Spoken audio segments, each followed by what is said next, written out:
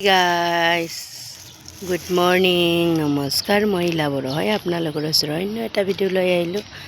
ৰাতিপুৱাই উঠিয়ে গা পা ধুই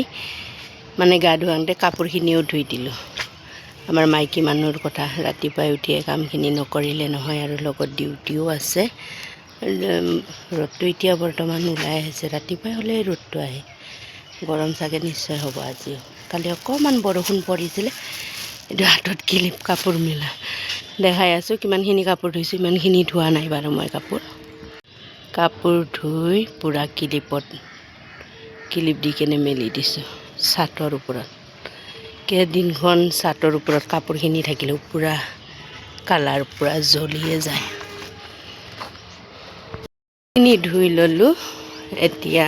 বাকী চাহ পানী বনোৱা ভাত বনোৱা পালা ভাত চাত বনাওঁ